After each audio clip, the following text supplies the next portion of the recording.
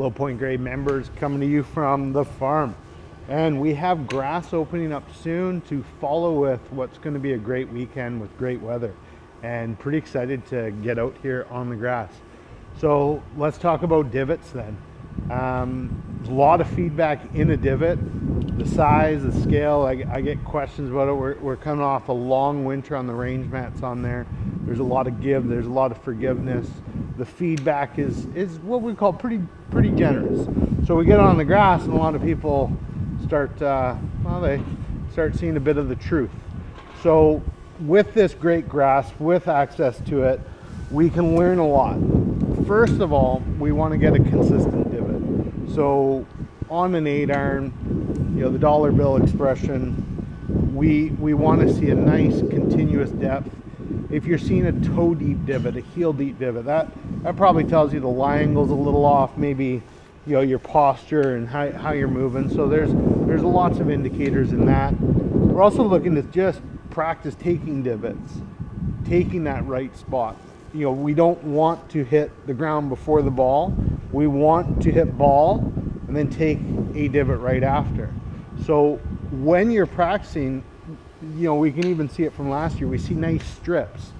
So it's not just because it saves grass, which it does, is putting the ball behind the last divot, which means you're only taking about that half inch, that inch of dirt right behind it. Now that also helps you get that feedback. You're trying to get a consistent strike with earth and the ball.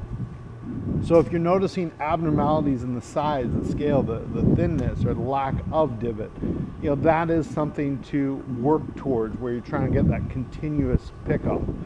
Now with a 3-iron, we're not looking for divots. We're looking to brush it off. With a wedge, I'm not looking for colossal divots from 100 yards, because then you're probably trying to hit it too low with a lofted club. So how we engage with the ground.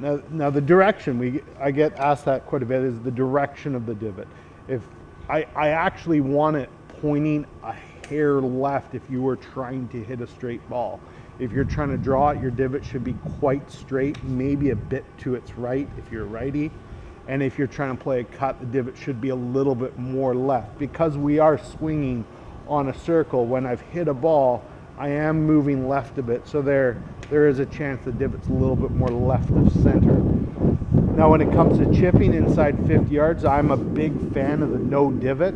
That's not to conserve the ground. I think with our climate, it's best to use the bounce. It's best to have the leading edge and the bounce working with the ground, where we flush it and kind of clean it off the top. So with a wedge, I'm not looking to put it back in my stance, de-loft, and just thump the club in there.